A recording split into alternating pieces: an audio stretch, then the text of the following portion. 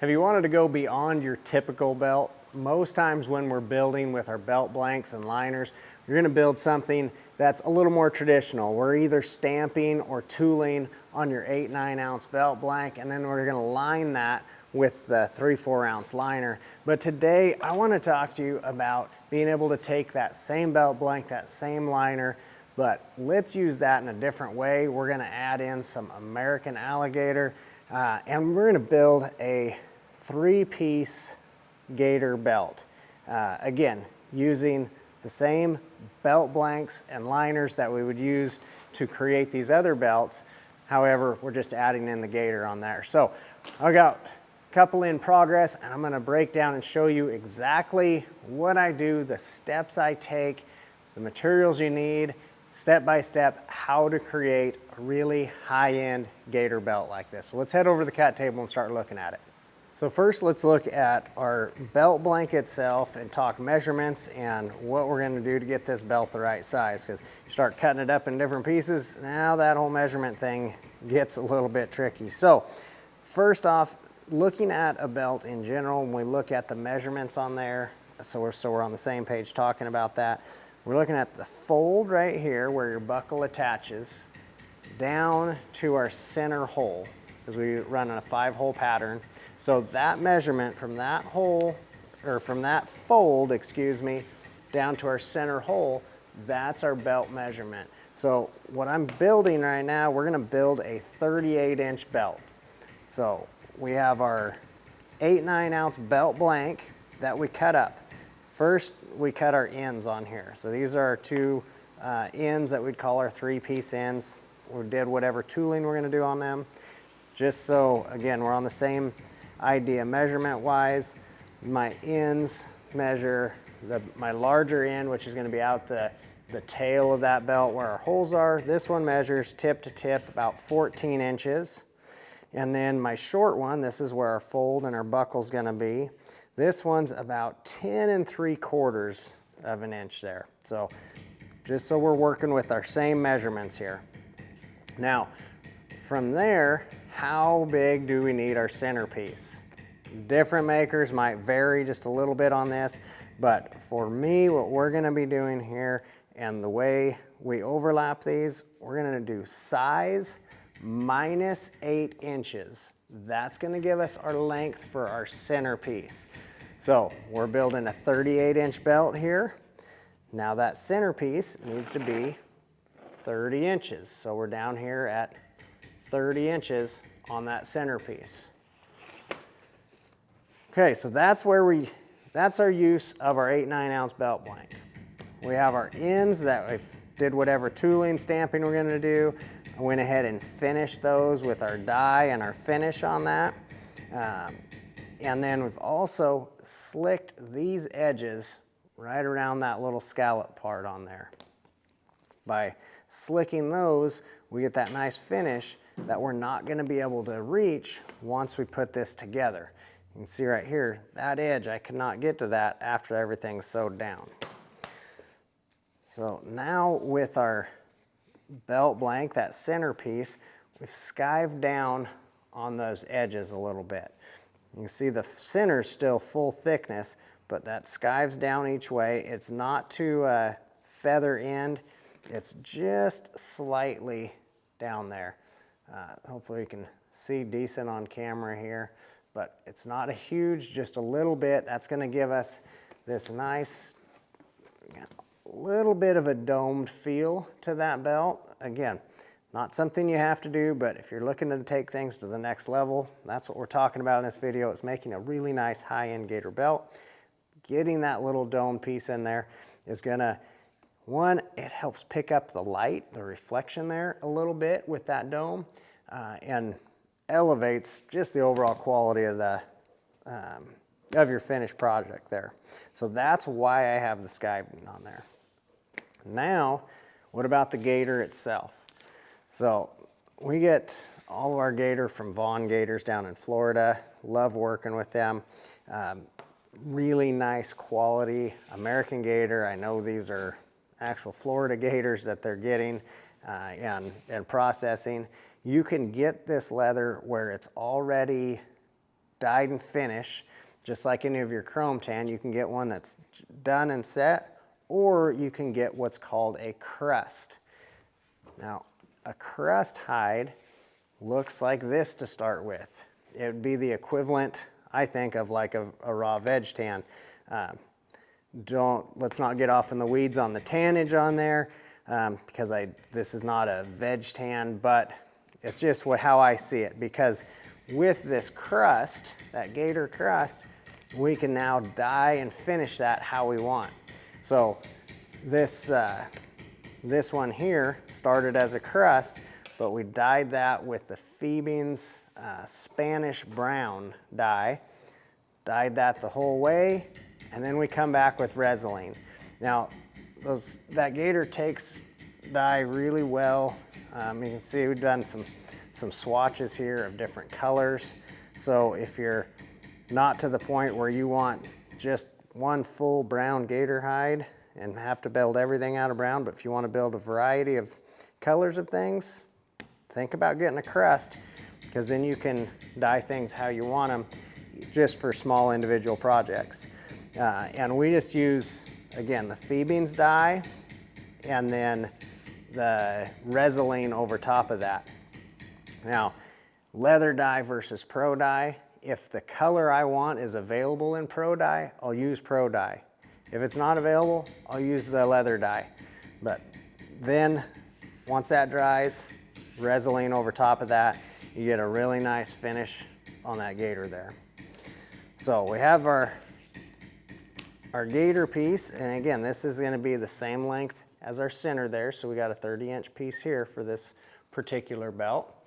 That's ready to go.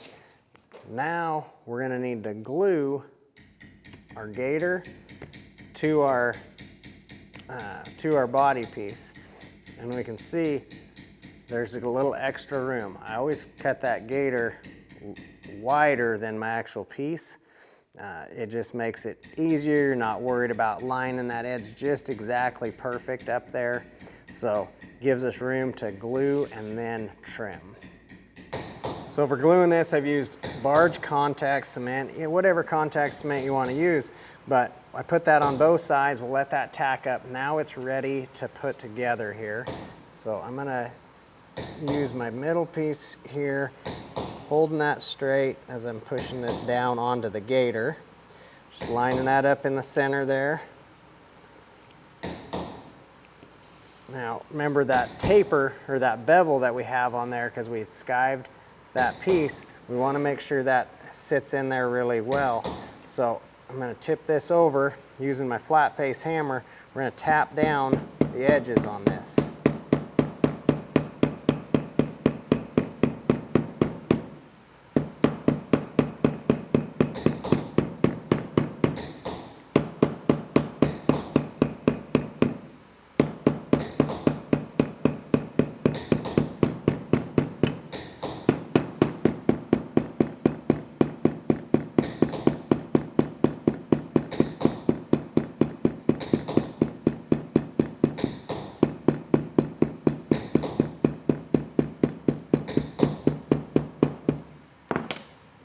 So I know that's seated in there really good, good connection there.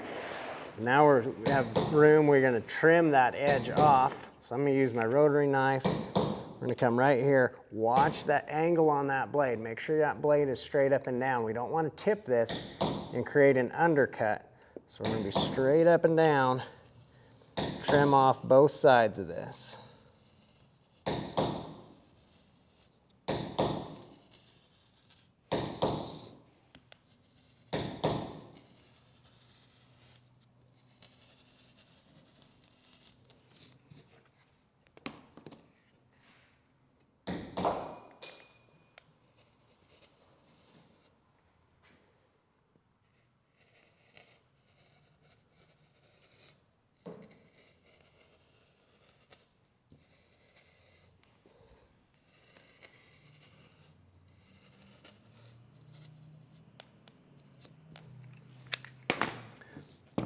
Make sure those are trimmed nice and even. Now we need to start looking at what it's going to look like putting our 3-piece ends in place here. So we're gonna start by measuring, and again, for the size of my end pieces, the size of my belt, the way this works, I'm gonna overlay the 3-piece end onto our centerpiece 3 inches. So we're gonna be coming down, measuring down on this blank 3 inches in. That's where the point of this is gonna be. So I'm gonna get a pencil so we can make this mark. We'll make that mark and then use my contact cement, and I'm gonna glue this piece down on to our gator on both ends. Again, coming in those 3 inches. So I've come in, mark that 3 inches with my pencil there. Now I can put that tip in place. Hold this here, I'm gonna use my scratch awl at an angle underneath there. The reason I have that at an angle is I want to get a guideline for my glue, but I don't want it to show later. So hope you guys can see that little scratch line on there. And I can also bring this here, kind of mark with my pencil on the back side so I can see where we need to be. Now, one little trick for getting glue, you got to get real particular on those lines. It's hard to get it on there all the time, exactly where you need it, because with the contact cement we want glue on both sides, right? And then we let it tack up. So what I'm going to do is I'm going to put this on here fairly wet on one side. So on here, I'm going to put this in place right where it needs to be. Push that down and then take it off. So now I have glue right where I want it on this piece, as well as this one. We can let those both tack like we do typical contact cement, and then put those together. That's gonna get that held down nice and tight. That glue's had a chance to tack up, so I can put this in place, get that glued on there, and then we can even tap that down. But now, before this just goes onto a liner, look at what we're contending with here. See this big ridge and ledge under here, and then how far up that's sticking there? We don't necessarily want that, because if we sewed that right down to a liner, you're gonna be able to see that edge on there. So if we push that on our liner, see how we'd have a gap right there in that corner? We don't want that, and we don't want to see a hard line down here. So we need to take care of that. And what we're gonna get it to where it is we want that to sit just like I did on this end down here. I'm gonna show you how in just a second. See how this is almost recessed down in to that gator. And then we have a nice smooth transition on this back side here. So let's show you how that works. I'm gonna take this, turn this over. Actually, I need to turn my belt around. But with just some water, I'm gonna wet this down on this end. I'm not sopping it all the way through, but we're getting that water to where it's soaking down into that veg tan that we started with. Now I'm just gonna start lightly tapping here on the back side. Notice I'm tapping around my edges. Trying not to hit the marble with the hammer, because that's not so good. Hitting right across the edges there, and you can see this starting to stand up in the middle. Well, that's from this leather pushing that up, and we're tapping around the outside. So now with my skive, I can come in and start skiving that down off the high spots.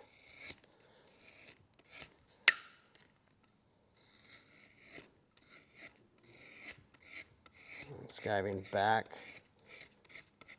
towards this area where we're completely overlapped at. Now I'm going to tap down a little bit more.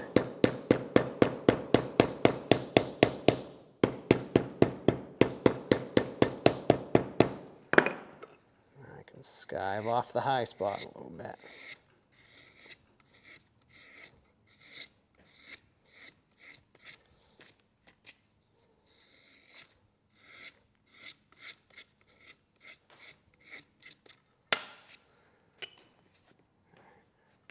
Go ahead and add just a touch more water. 2 reasons for that. One, we're wetting that down so as we're tapping it, this veg tan can mold in around our tooled 3-piece end. The other thing is that for skiving, wet leather cuts easier than dry, so having that dampen down is going to help that skive just a little bit better. I'm going to come back to my front side. Tap a little bit around that edge, and then come back here. Again, hitting all around this outside edge, raising up that centerpiece.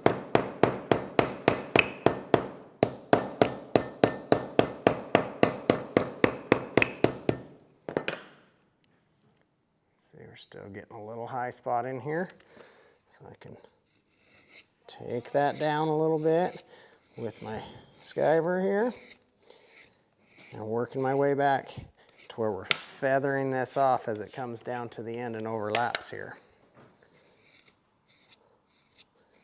See, right at the end, I'm almost getting right down to that gator, and that's okay.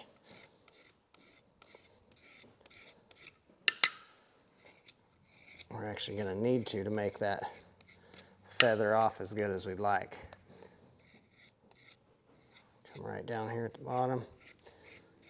I'm even skiving the back side of that gator right there, where that feathers down as well.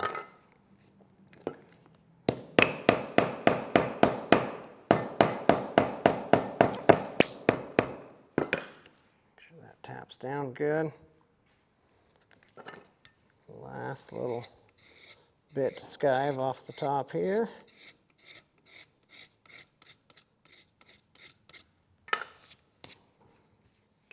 Tip that back over. You can see that kind of pillowing up around there a little bit, setting that tooled piece down in there.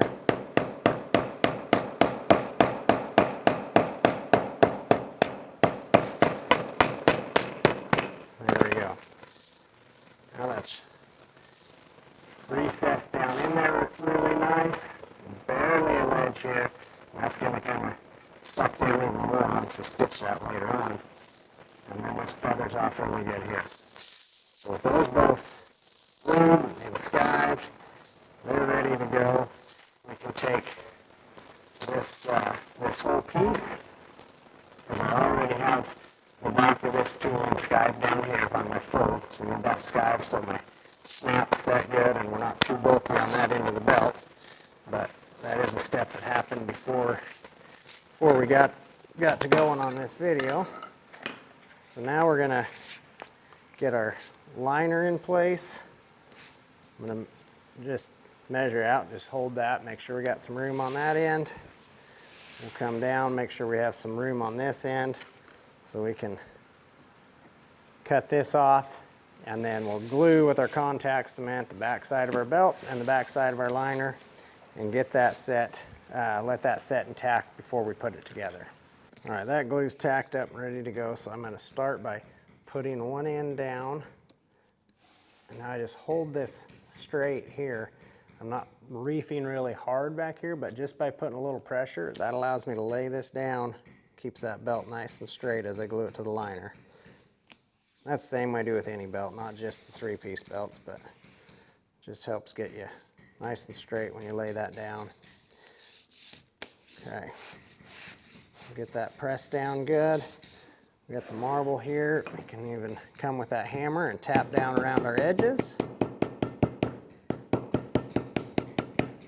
Same thing, we're just making sure that that's really stuck on there good. We have good connection, good contact with that glue all the way around our edge.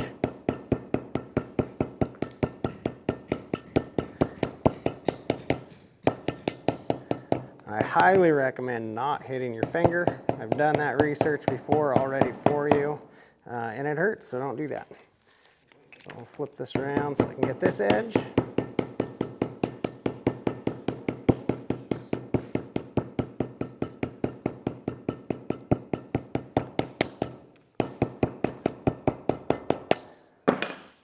Okay, Now this is ready to head to the sewing machine.